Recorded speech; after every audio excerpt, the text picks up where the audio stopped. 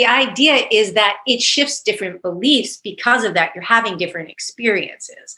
And so to do that, it requires shifting your thoughts, shifting your emotions. Like literally, I have my clients visualize getting into the emotion, not necessarily the visuals, but getting into the emotion. If you had what you wanted, how would that feel? If you already had it, if it were already here, how would it feel? Start feeling like that as much of the day as possible, you know? Intuitive Leadership Mastery, the podcast for entrepreneurs and leaders like you who want to double profits and half stress by improving your business intuition. Learn how with your host, Michaela Light.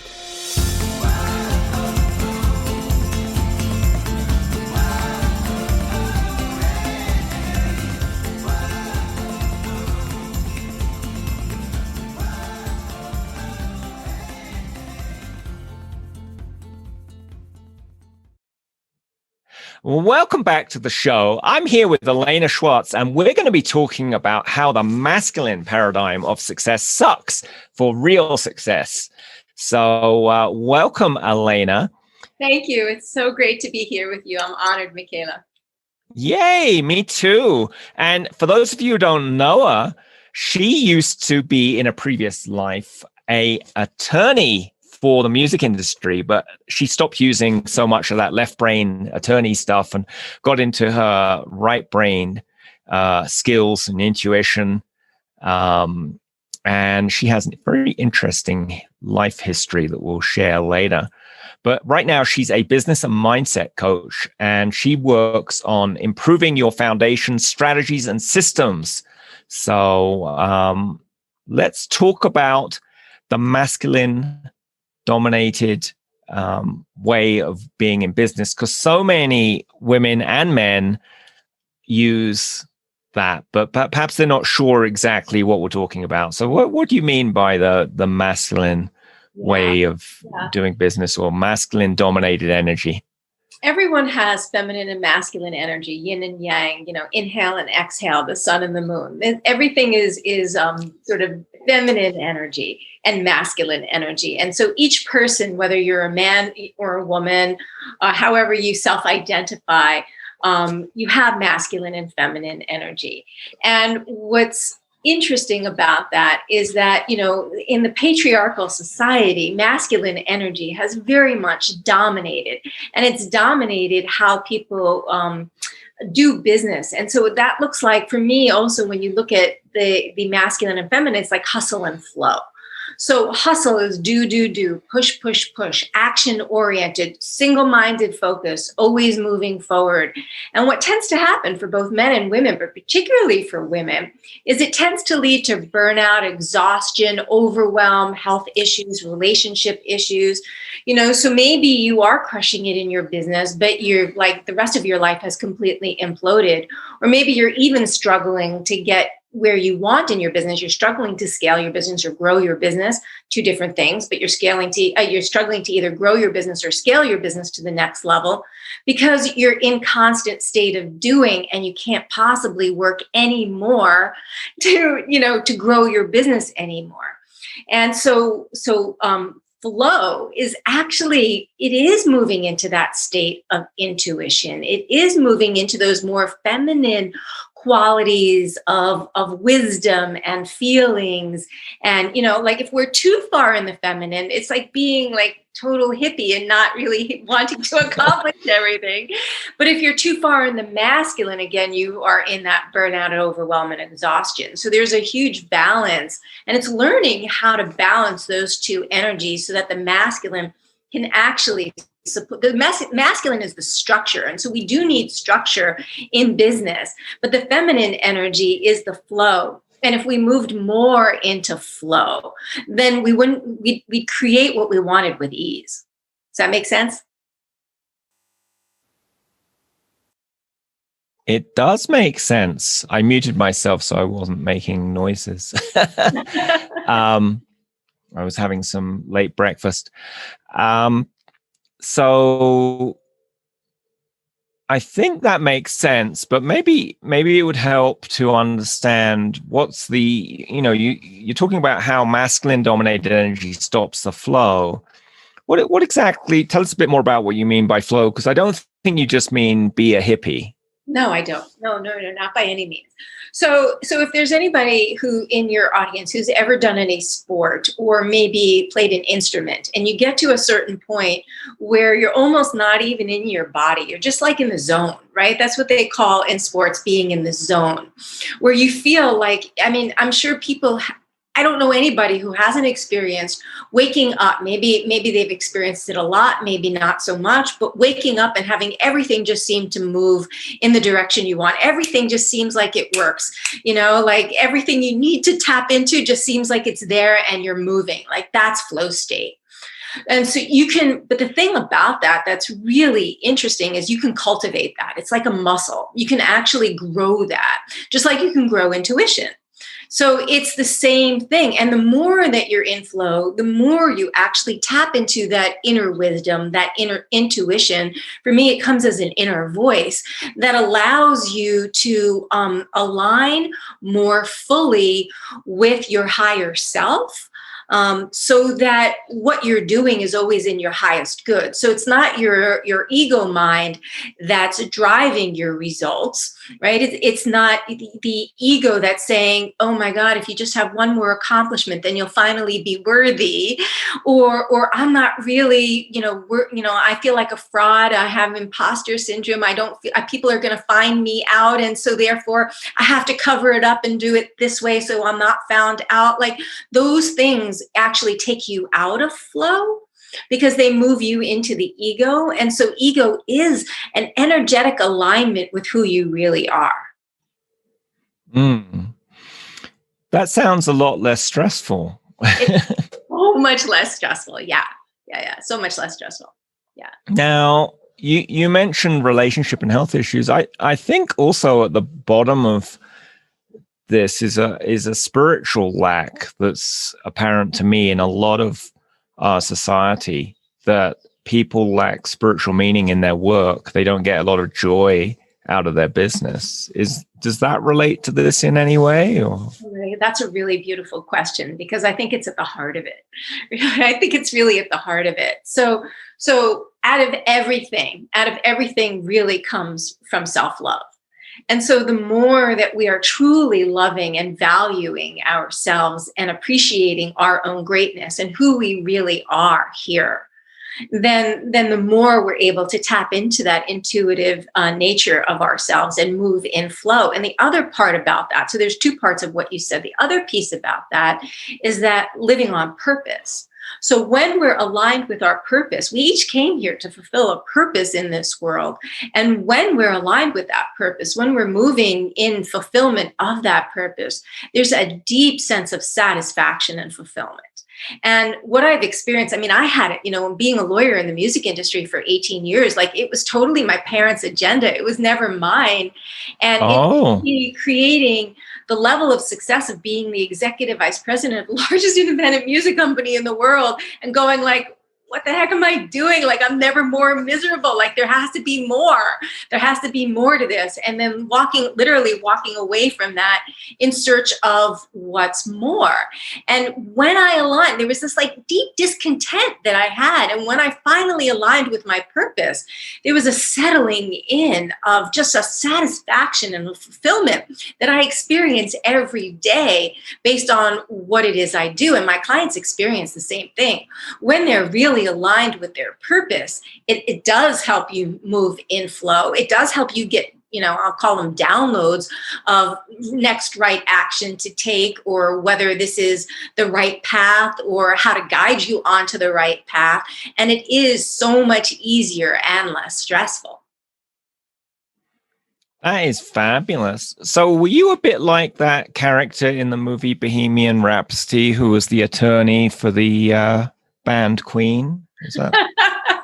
It's funny. I love that movie, but I'm struggling to remember what that character was like.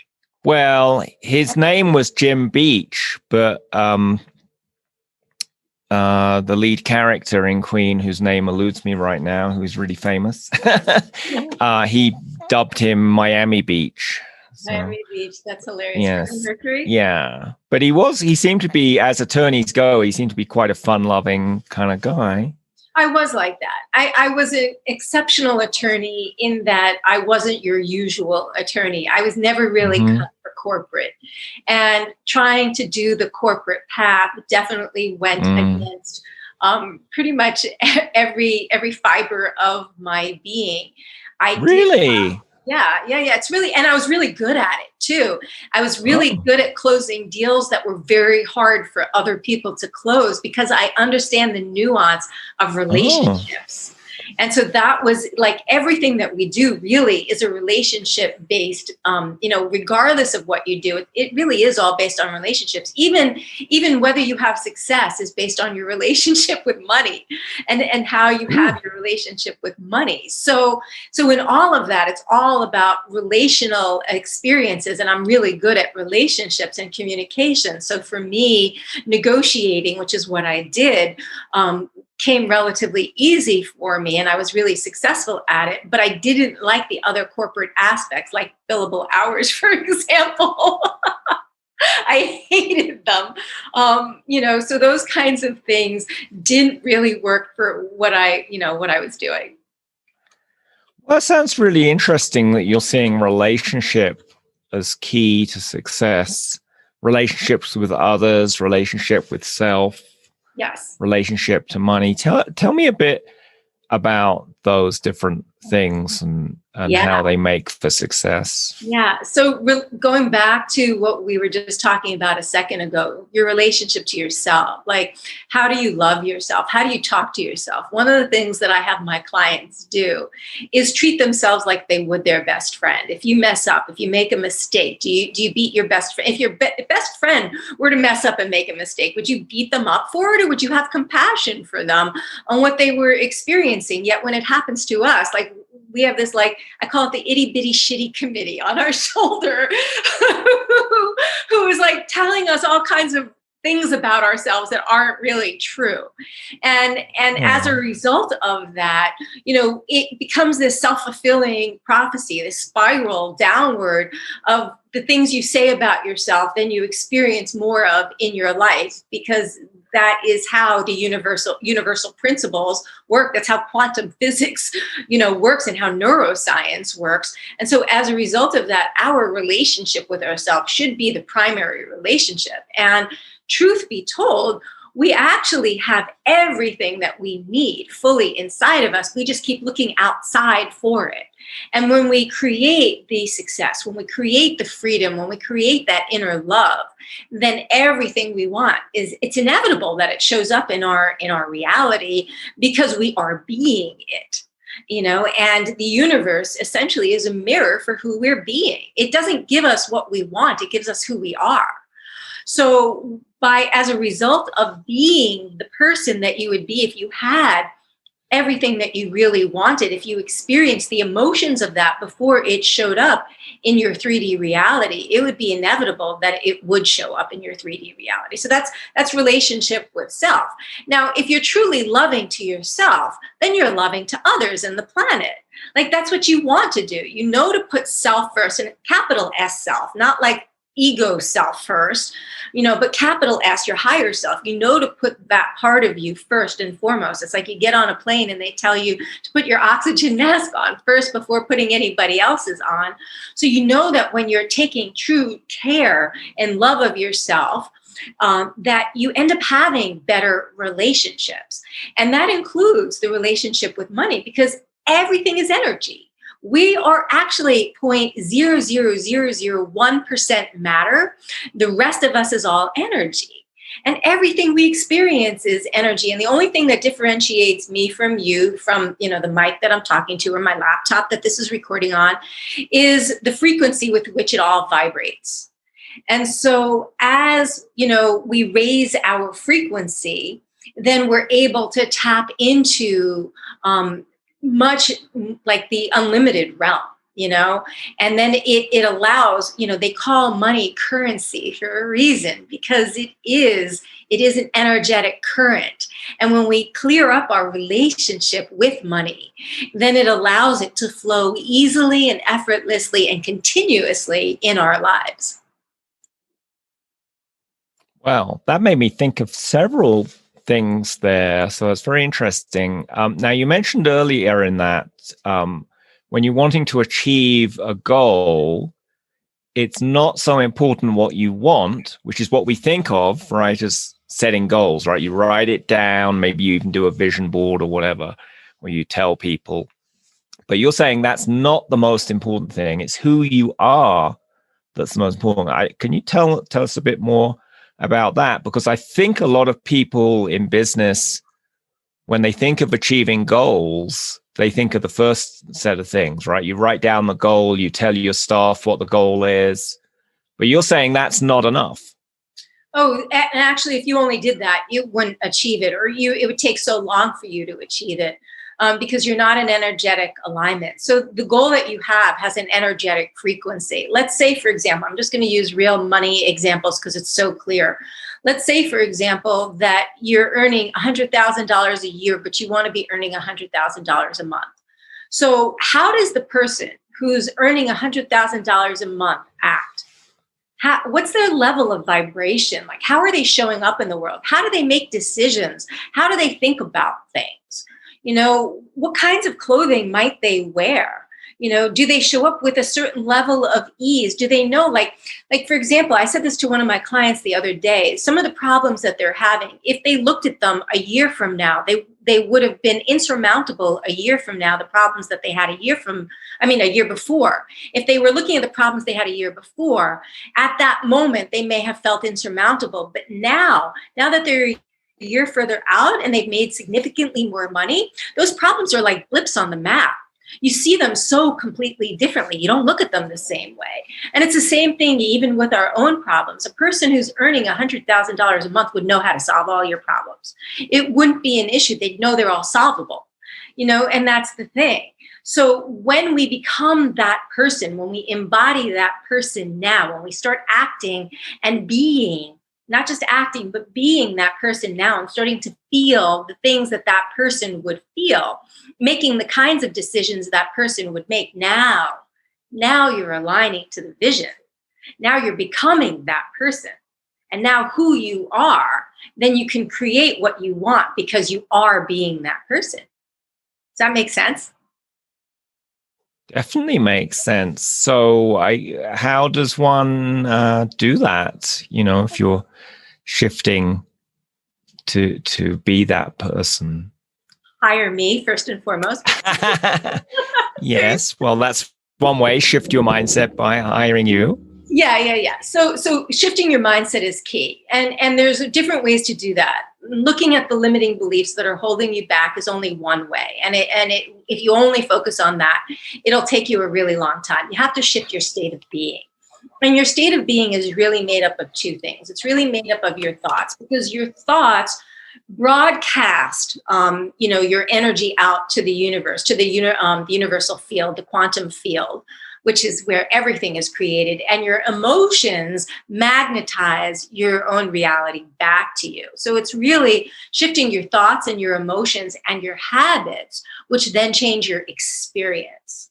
Because right now, if you have a belief, I'm not enough, then you might have a thought, if I reach out to that person, that's not really going to work, even if you're not totally conscious of that thought. And then you have an emotion that causes anxiety or desperation when you reach out to that person. And then you take an action. If you even reach out to that person, then they could feel the energy that comes through that. And then you get the result that matches the belief. And then it just reinforces the belief. This is like this, psycho-cybernetic loop that we're in.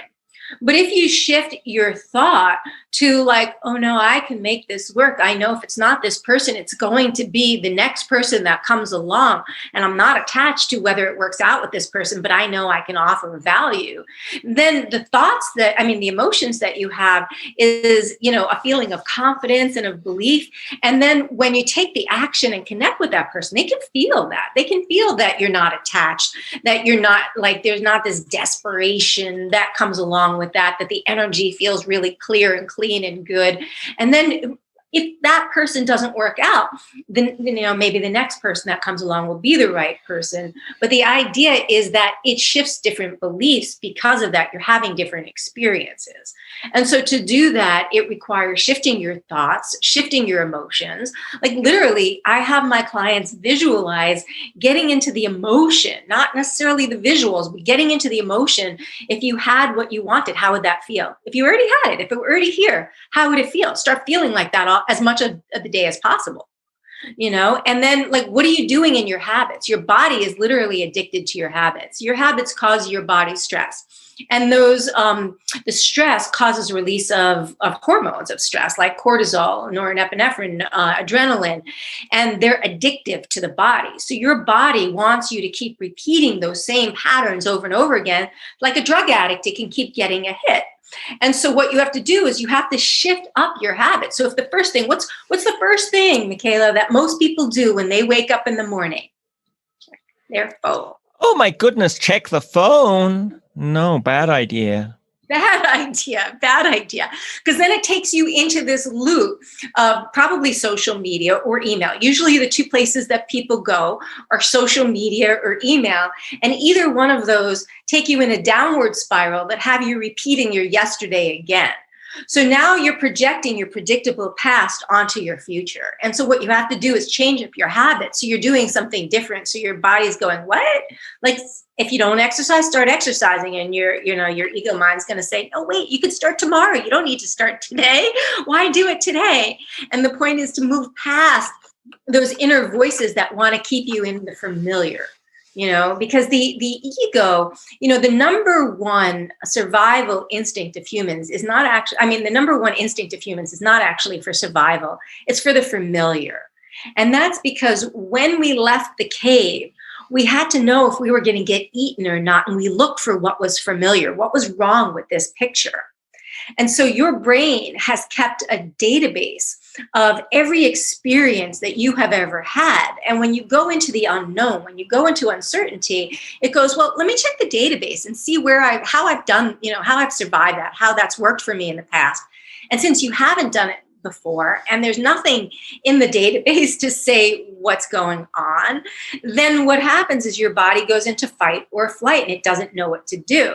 So that the future person that already has it already knows what the how is, but the current person you're in right now doesn't know what the how is. And so it causes a fight or flight response in the body. So when we start shifting up our thoughts, when we start shifting up our habits, and we start having different experiences, and we be in a state of gratitude. Gratitude is a huge, huge thing to cultivate, to actually shift those things. Then all of a sudden we start tapping into deeper levels of intuition. We start moving into flow. Things get so much easier. Synchronicities start happening. Resources that we need start showing up. People that we want to be in our lives or will support us on our journey start showing up, and life just gets better. Now, that's very interesting that you see, and I've experienced this, the more I'm in that state of flow, the more synchronicities and the right people show up, or the right circumstances appear, or money just appears. It's quite amazing. Why do you think that occurs with the synchronicities? Yeah. It occurs because when we have a desire for something, that desire is already created in the quantum field. It's already there. It's already been created for us. And when we start to energetically align with what's in the quantum field, as we move closer and closer to it, the more aligned we are, the closer we become until we're like right here with it. And as we become closer and closer, the universe does give you everything that you need to achieve whatever is in the quantum field that you are desiring on that level. And so those synchronicities are the universe's way of having everything line up for you so that you can create that, right? And so you are literally creating your reality into existence. The more that you're aligned, the more that you're in flow, you're creating your reality into existence. Yeah, I sometimes seems to me we create our businesses on the spiritual level, and then we're just filling in, we're painting in the third dimension, the results. It's almost like one of those paint by numbers things where you've got the outline of what you're creating at the spiritual level, and then you or your staff or customers are filling in the 3D reality. Yeah. And there's a, from a brain science perspective, there's an actual thing about that. Like we have this part of our brain called the reticular activating system, and I'll call it RAS for short. The RAS goes in one of the main purposes of the RAS, we have very highly sensitive senses, and the amount of stimulation that our bodies would take in would completely overwhelm us and we wouldn't be able to function. And so our RAS filters out stimuli and only allows in that which is important to us. And that's based on your limiting beliefs usually. Whatever you believe, it will filter in.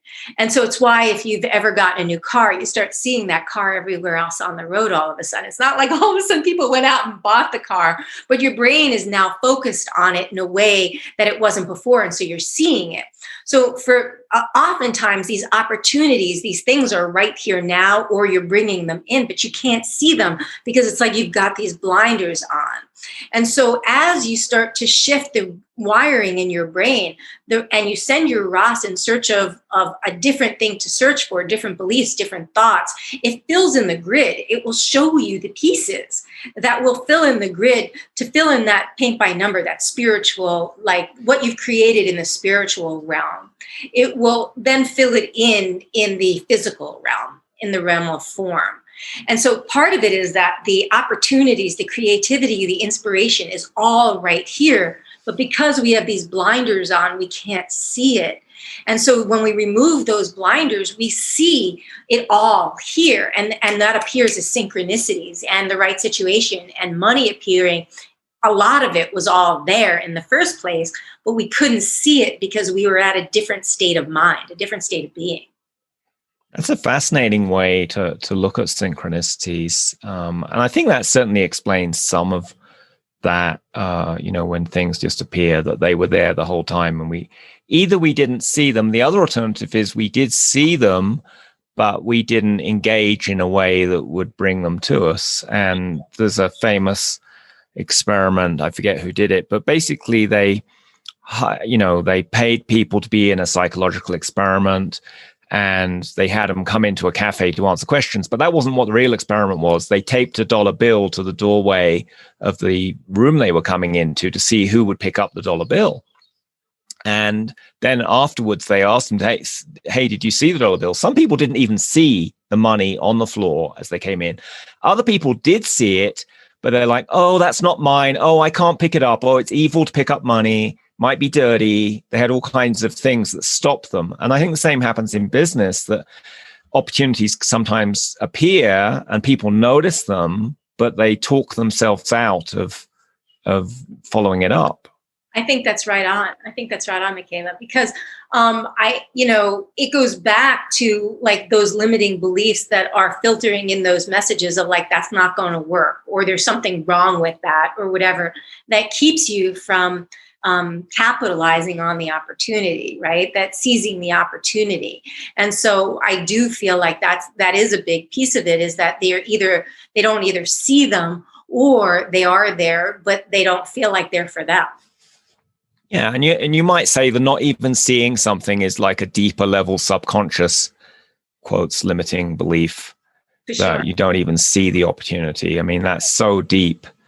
But there's so many ways people manage to make things hard, right? Either not noticing the opportunities, or talking themselves out of it, or struggling with it, or, in various ways. So it's fascinating the ways humans manage to make things hard. It is. It really is. And this is what I study. I study, in a sense, struggle of how to get, because I believe one of the biggest myths that exists in business is that you have to work hard to succeed. And that is just programming that most of us have experienced from the time we're really little. And it isn't true, but because we've been programmed that way, I have clients who tell me that if they have any free time, they feel guilty. It's crazy. It's just totally crazy. So what ends up happening is it becomes a self-fulfilling prophecy. All of our limiting beliefs become self-fulfilling prophecies. And so we experience that we can't have the success we want without working hard. when we didn't have to work hard in the first place. I mean, I teach my clients how not to work hard to create what they want. My implement, and part of it is, this sort of spiritual mindset, state of being realm. And part of it is very practical strategies that we implement in their business. But for the most part, these practical strategies, these systems, they usually don't work unless you've got this other piece aligned. And that's really the key, is I can give my clients the right systems, the right strategies, teach them how to be world-class leaders. But usually without the alignment on this other piece, they'll only get minimal mileage on that before they're in their weeds again.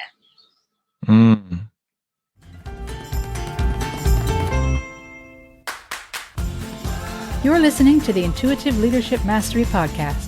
Get detailed show notes on today's episode together with your free What Would It Take Business Intuition Guide at intuitiveleadershipmastery.com. And now, back to today's show. It's quite amazing. But I guess some people grew up with fewer limiting beliefs, or their parents supported them in that work is easy and, Right. hiring is easy and what have you. And so they only needed to pick up that little piece of structure or system in order to run with it. So. And also some people have certain beliefs, but not others. So for example, I know a lot of people who making money comes really easy to them. Maybe making money and keeping money even comes easy to them. Because some people, they make money really easily, but then they don't really keep it.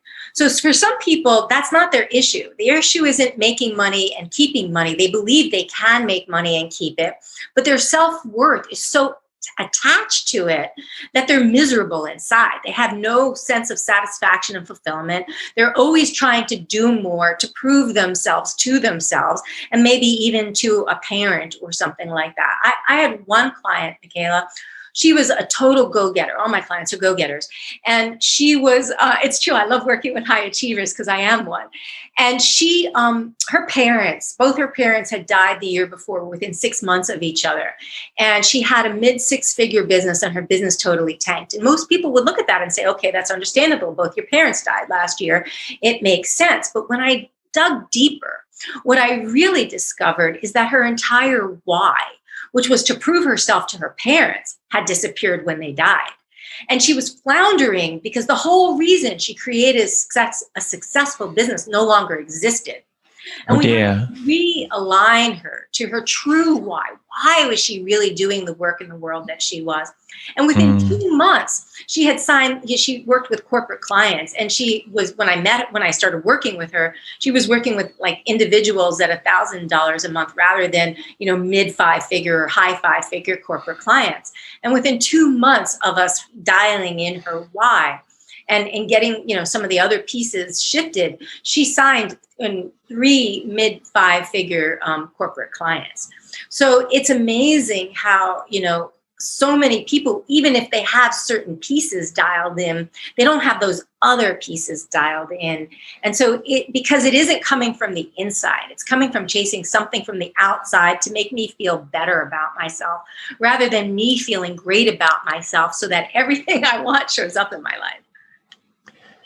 I mean, that is a very common attitude, that people look to the outside. Why do you think that is, that so many people in our society look to the outside instead of the inside? I don't know where it originated from, but I can say where it exists now. There's been a lot of tremendous advertising. First of all, we've moved further and further away from nature. And the more that we are in nature, the more that we actually go out and be with nature, the more we experience our own wholeness, because nature is whole and perfect. There's this intelligence that exists in everything. And we start to see the intelligence in nature and also see that intelligence inside of us, this higher intelligence I'm talking about, that we're able to tap into. And that's really what flow states are, is tapping into higher levels of intelligence. And so what ends up happening is, you're in the womb, and before you're, pre-verbal even, you've gotten messages from your parents and how they act that, happiness exists on the outside, not on the inside, because everybody's chasing something on the outside and thinking, if I only have X, Y, Z, then I'll finally feel happy. I'll finally feel fulfilled. And so we've created, we don't even realize it, that, our level of consciousness, our limited level of consciousness, although it is evolving tremendously, but our limited level of consciousness has been passed down from generation to generation for these beliefs that, our happiness exists outside of ourselves. And we're told, from the time that we're little, like, don't do that. That's dangerous. Or why are you being so difficult? Or you should be ashamed of yourself. What's wrong with you? Like, this is what parents say to little kids. And so little kids then start believing there's something wrong with me. I'm not who I thought I was. I came into this world thinking I knew who I was, but now I don't really have a clue. And since you're my parent, I must believe what you tell me because you're the all-knowing beings in my life. But your parents don't have a freaking clue of what they're actually doing and the limiting beliefs that they're imposing just from modeling their behavior alone. I think that's very true. There's a lot of stuff. I mean, they say a lot of limiting beliefs get learned between the age of 0 and 7. Yes. Well, and maybe some get picked up before you're even born, just through the vibration you receive. And then I think school has quite a part to play with this, because there's a lot of beliefs that get transmitted in school. And I don't mean geography and history and whatever. It's more like, obey the rules, fit in, wear the same clothes as other people. When the bell rings, you have to, it's like Pavlovian dogs, right? The bell rings and you have to go do something. Right. It's quite a whatever. And then kind of laid on top of that, I think there's a whole culture of don't listen to your own inner truth, but find out what the experts, quotes experts, say, the scientists, the doctors, the journalists, all the different kind of experts we have. But sometimes the experts might be right for other people. They're that particular thing, you might need something different for you based on your own inner knowing. Right. I think that's so key what you just spoke about, because that really is true. It doesn't just come from parents, although largely it does. And even though, our brains are still like heavily forming and we're in that theta brainwave state between 0 and 7, theta brainwave is the brainwave state of hypnosis. So we're literally so impressionable in that age because it's coming, whatever we're receiving, it's just molding our brains. But I would say even 0 to 2 is where most of them come in. And yet you are so right on, where our societies, our cultures are set up to essentially cut us off from our deepest level of our own wisdom, cut us off from being different and standing out. And, for this fear that you won't belong. And in tribal days, if you didn't belong and you were on the out, it meant you didn't survive. You didn't live. And so, there became like, the interesting part to me is that our neofrontal cortex, which is where all the reasoning, so much of that intuition comes in, has really developed a lot. But our critter brains, have not developed that much over the course of all the years that we've, evolved. Our critter brain really hasn't evolved. So a lot of those same things that were driving us back then when we were cave people or when we were in tribal communities are really still driving us now, even though they don't apply anymore. They don't work anymore. And, we're all snowflakes. We're all unique. And we all have a uniqueness that we're meant to, actualize, that helps bring our purpose into the world in a bigger way. And without that uniqueness, we don't actually really get to live our purpose. And yet we're taught so much to fit in, to be like everybody else, not to trust ourselves, to trust the experts, as you say. And yet we have more wisdom for ourselves than any experts can ever give us when we learn how to tap into it and listen. The key is not just tapping into it, but listening to it and actually acting on it. Because if you're getting the intuition, but you're not acting on it, then you start to dull it coming even in, because it's going, why am I going to continue to give this to you if you're not doing anything about it? And so the more that you act on it, the more that you follow it, the greater and louder it becomes, and the greater the guidance that you get to follow in your life that will lead you ultimately to even more than we possibly could have imagined creating for ourselves. Absolutely. I mean, I think it's a muscle. Intuition is a muscle we use, or all these other skills you talk about. And even just doing little experiments, if you're listening to this and you're like, well, that sounds great, Alaina and Michaela, but I can't suddenly change how I work in my business. Well, what about if you just pay attention to the food you eat? Does your body want to eat this particular food in this moment? Or should I turn left or turn right at this intersection? What resonates more for me? Or what kind of clothing do I want to wear today? Or whatever the thing is, and just start with something small. And follow these intuitive messages that way, where they're less of a big deal. In other words, if you were in the casino of life, start with the small value slot machines, not the $1,000, blackjack or whatever table. I like that analogy. The other thing is that it requires a certain amount of quieting of the mind chatter to actually hear it. Most of us have so much, I know back in my late 20s, I came into practicing yoga, and I fell in love with it because being on the mat was the first time that inner dialogue, that inner chatter that was so loud in my head for so many years got quiet. And I was like, oh my God, this is amazing. And it allowed me, as a result of getting quiet, to listen to the still small voice, to really get a better sense of what is that voice really saying to me. And so I would say, doing things like meditation or, taking walks, going for a walk in nature, sitting up against a tree, these are things that will help us quiet the internal dialogue to be able to hear that inner wisdom and guidance. And as you say, if you start small and you don't have a lot of investment in the outcome, then you can build that muscle gradually. Yeah, and it's we can be gentle with ourselves over this. It can take a while to remove that programming of that. So start slow, just do it daily. Maybe keep a record of what because it may not work every time for you if you have a lot of prior programming to overcome, but the more you do it, it's just like when you go to the gym, right? Don't expect to lift the 400-pound weight on the first day. You may need to start with the 3-pound weight, but if you go to the gym every day and you try out more, you're going to get better and better. For sure. So coming back to the amount of advertising, I think I read somewhere the average American sees 100,000 advertising messages total a day, which sounds quite a lot, but it's everywhere. It's on your cell phone. It's as you go around the street. It's on the TV. It's on the radio.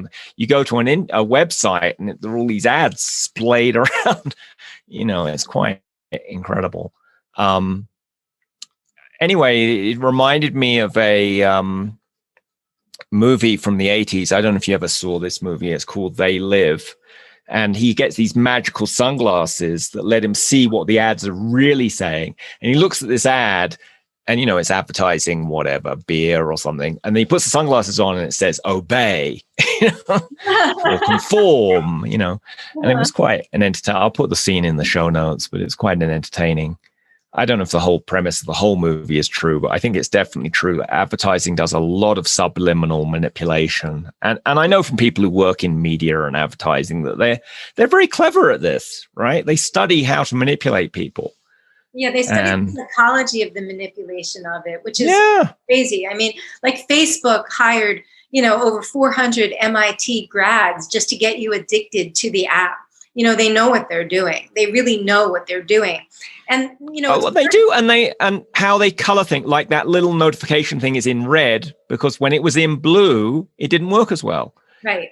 Yeah. And the positioning of things and how they phrase stuff. It's they have really clever people who know how to get people's attention the easiest, but also they do a lot of split testing where they try it out one way and try another way and see which one actually works better. So very good for them getting really clever at this thing. Not so good for us when we want to be able to create things in our businesses, and there are all these distractions from advertising and apps and what have you. Well, that's one of the things that I actually talk about. So when changing your habits, I have been on a no news to low news media, and I'll say low news since COVID started, because I was on a pretty much no news media diet beforehand.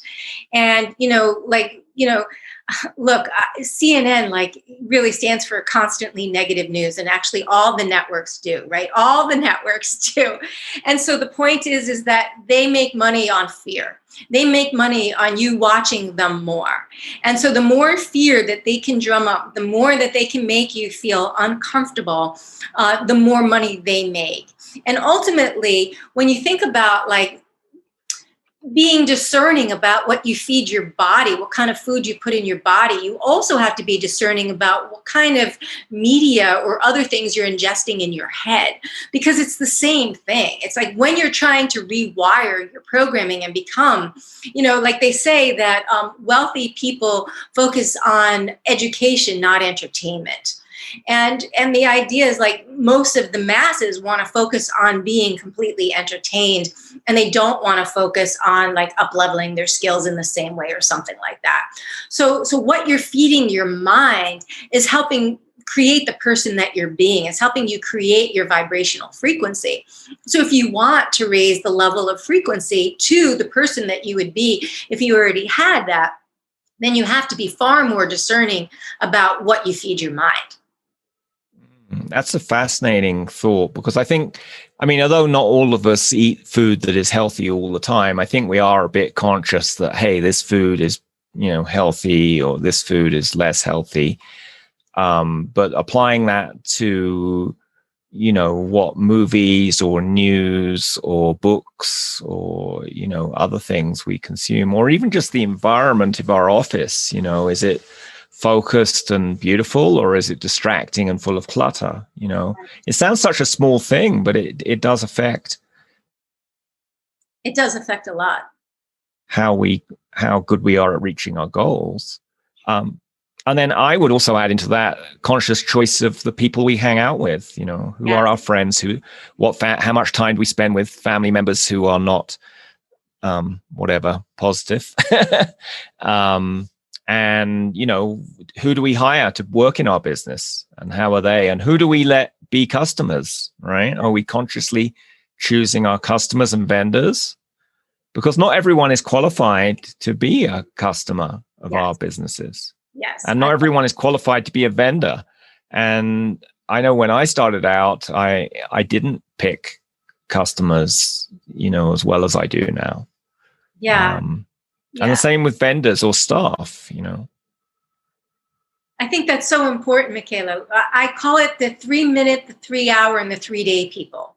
So the 3-minute people, maybe there are people you can't completely remove, or you don't want to completely remove from your life, but they're negative Nellies, or, downer Dans or whatever. And maybe you don't want to completely remove them for your life, but you want to spend 3 minutes with them rather than 3 days or 3 hours with them. Right. So you really want to limit your contact, because their energy, their vibration, they're talking about what's not working. It's so funny. I just released a post today about this, about, are you letting dream stealers in your life? People who are naysayers, who no matter, it could be because they have the best of intentions and they want to protect you, or it could be because your light shines so bright and it reminds them of how dim theirs is, and you're stepping out of your comfort zone, and they're living in mediocrity, and that's so uncomfortable that they want to bring you down. Some people will call that the tall poppy syndrome. So, or that bucket of crabs was another way I've heard it. When you go, where you have the crabs in a bucket, but none of the crabs can escape, because anytime a brave crab crawls up the side of the bucket, the other crabs grab onto it and drag it back down. For sure. So that's exactly what it is. So, and then some people really do have the best of intentions for you, but they think they're protecting you, but they don't realize that they're feeding your mind with negative stuff that's and hurting your self-belief. And so, that goes to, the kinds of clients, of making sure that your clients are aligned.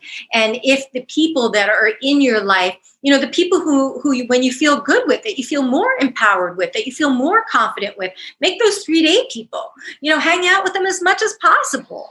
Have more people show up in your life that are like that, because you're focused on those kinds of people, and then minimize, the other kinds of people. And it doesn't mean you have to get rid of them completely, although I would recommend doing that, but it doesn't mean you have to, but you can minimize your contact with them. So you're still maintaining the relationship, but they're not feeding into or draining, I would really say, your energy.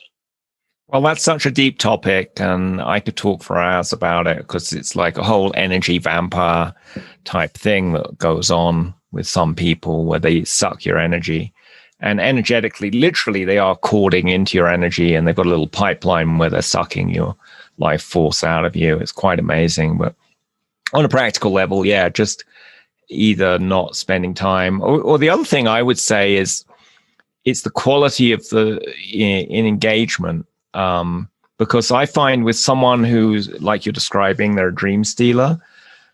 If it's just a stranger I met on the street, they ain't able to steal much of my dream. It's because well, I don't care what you think, But if it's like my mom or sister or, a customer, I open my heart and I take in their negative thing much more deeply. So part of the other thing is not just spend less time with them, but just be a bit more careful about opening up my heart to people who don't have my best intention, with them. And don't share certain things with them, wow, great. Right? Don't share certain things. Don't share stuff about your business with them. Don't share what you're about to do or the excitement you have in your business, because you don't want that negative input to come into you and drain your energy out as a result. That is excellent advice. And I'm going to just include any romantic partners that people have in that, because often people, pick each other for marriages or relationships of a romantic nature because one person wants to learn something from the other. They both want to grow. But unfortunately, that means the person who's the brave entrepreneur sometimes is in a relationship with someone who would like to be an entrepreneur, but is really afraid of doing that kind of thing. Right. And it can be a real Debbie Downer kind of thing when you share, you're like, "Ooh, I'm going to invest in this." And the other person's freaking out, Yeah, for sure. For sure. And what I will say about that is that I had a client, and we just talked about this, I think it was last week, where her husband, she pivoted and she's now offering services to, about anxiety, mental health issues to, the corporate world and executives in particular. And her husband has been in the corporate world, but she never has. And so because she hasn't, she doesn't trust her own ability. She feels like a fraud. And so she keeps checking in with him, but he's never done what she's doing. And he keeps saying to her, "Well, why would you do that?" And I said to her, "Would you please stop telling him this stuff? Stop it. Just you keep thinking he's going to give you the approval and validate that you can do this. And all he's doing is getting, he's chipping away at your self-belief because he doesn't know. Take advice from somebody who's been there and knows he's not it, And so it is spouses or significant others, intimate relationships are a big place, that exists as well. Yeah, because the thing is, typically people spend, years with their spouse, right? Yes. And they open their heart to them, so they will listen to whatever the person says, even if what the person says is negative or wounding. And in addition, the other thing I would add, a lot of people sleep in the same bed with their spouse. Mm-hmm. Well, you talked about waking up and checking your cell phone. Just imagine waking up and checking in with a spouse who is not supportive of your entrepreneur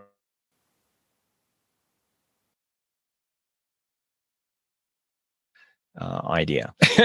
Yeah, exactly. So I like the idea of just, if they're not going to be supportive, probably best to just avoid the interaction. So And also create a community. That's the thing. Create a community with people who are supportive, who are like-minded, who are supportive. I create masterminds or join masterminds for that very reason, so that I'm surrounded by people who are entrepreneurs, who are positive in attitude, who are looking to uplift and share their skills and talents to help the others in the group, because rising tides raise all ships. And so we share in that with each other and help each other out and support each other on those things that we won't share with other people in our lives, because these people in this mastermind get it. They are entrepreneurs. They're living it every day. They understand it. Other people in my life might not get it. They might not understand my level of ambition and what I'm up to in the world. And that's okay. I don't need them to, And that's sort of like, if you were an Olympic athlete,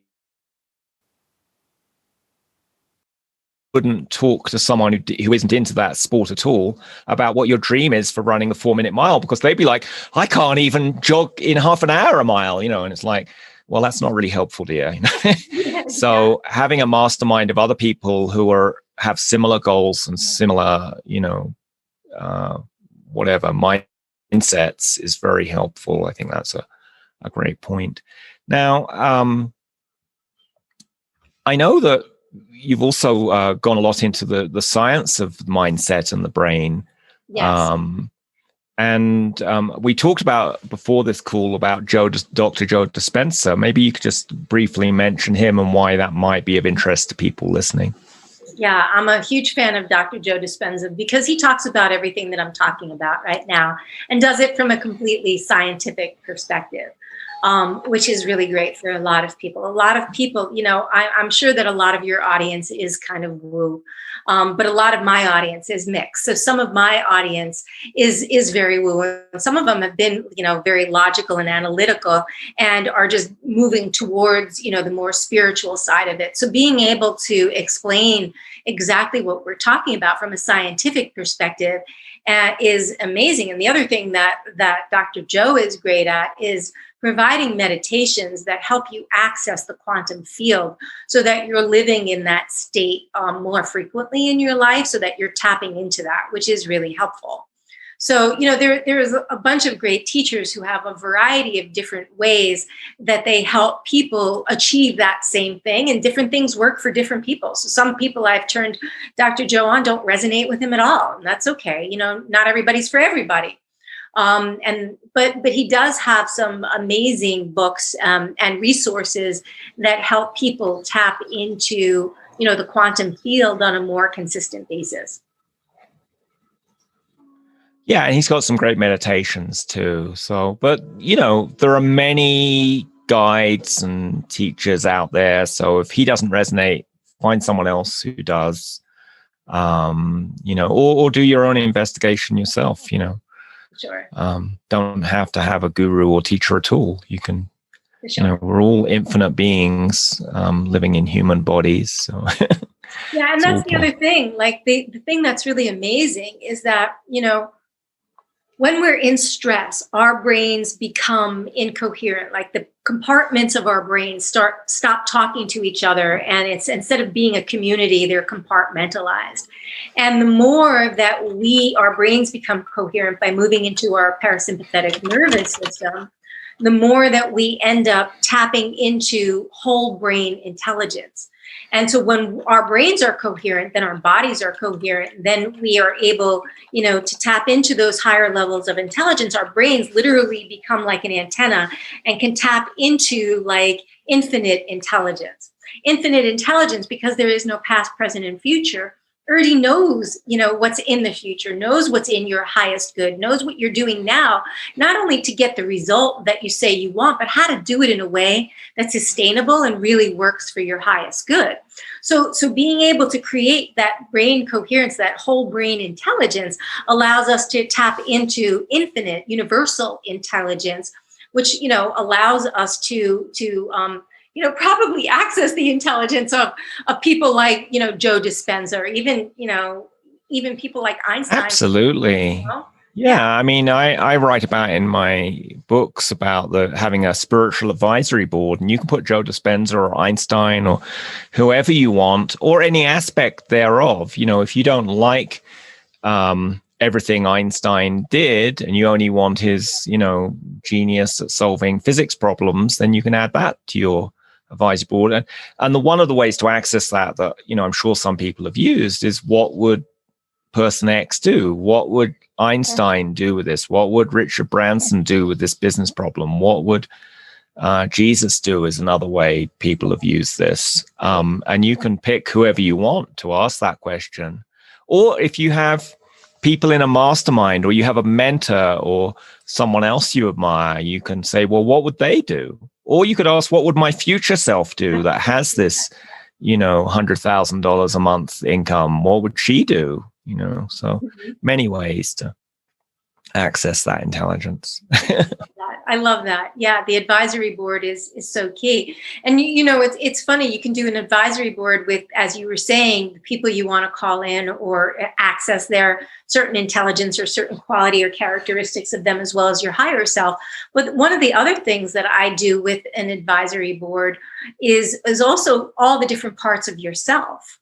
So you can have an advisory board with, your intelligent self, and even your stupid self, and your compassionate self, and your mean bitch self, and your, whatever, and put them all in a room together and start asking questions, and who can support, these other parts. So like, if you're feeling like the insecure self, then maybe it's the confident self that supports it, or maybe even it's the compassionate self that supports, the insecure self. And so that it, moves up from a level of insecurity to not being so insecure. So you can do that as well with all your own parts of yourself. I love that mean bitch self. She's quite handy sometimes. If the polite self says no and the other person didn't hear, then that other self can, make the message clearer. I usually try off by being kind and loving when I say no, but sometimes people don't hear, That's true. So, that's true. Yeah.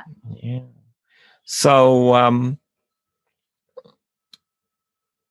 yeah, I mean, it's interesting, to look at who really are we?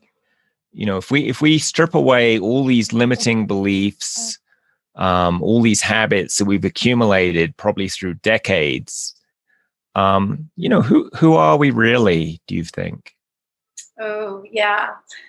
So I believe, this whole life is truly a game for universal intelligence. A candle amidst a million candles in the sun only knows itself as light, but it cannot experience itself as light. And the only way that it can experience itself as light is to put it in a dualistic environment where there's also darkness. And so darkness and light are the same coin. They're not different, but we experience them in this, in this polarity, in this dualistic world as being different, but they're really not. And so I believe that we are all individuations of the divine, come here to experience different aspects of who we are by having different experiences. And it allows the one and the all of which we all are. We're both the wave. We're a part of the universe and we are the universe. And so we're a wave and we're the ocean. And so we experience ourselves as the wave, but we also have the ocean inside of us as well. And when we get to tap into that resource of being the universe or being the ocean, I heard something really recently that when they look at pictures, photographs of the brain and all of the, blood vessels and whatever, that it actually looks like the universe. It actually looks like a picture of the universe, which is no surprise that we have like mini universes in our brain. So ultimately, we're infinite beings in a bodysuit, in a skin suit. And, when we start to really align ourselves with who we really are, so much more is, our lives are so much sweeter and so much easier and so much more is possible.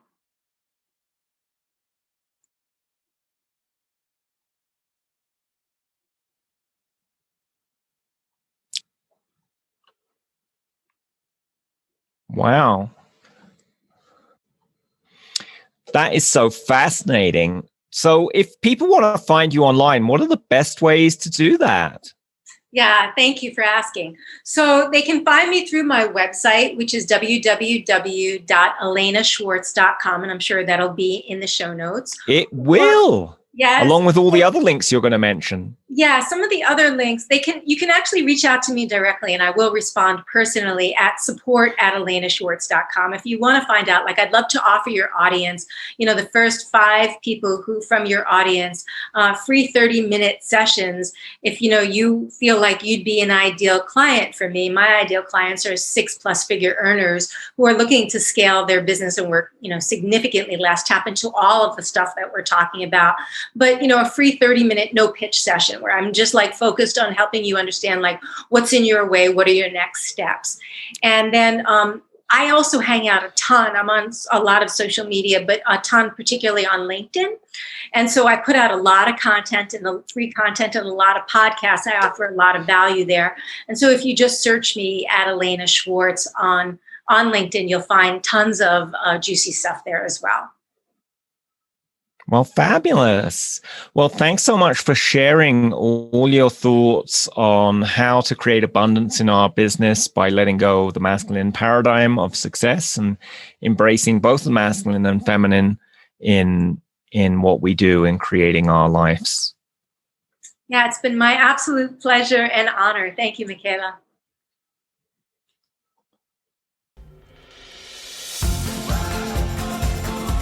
Get detailed show notes on today's episode together with your free What Would It Take Business Intuition Guide at intuitiveleadershipmastery.com.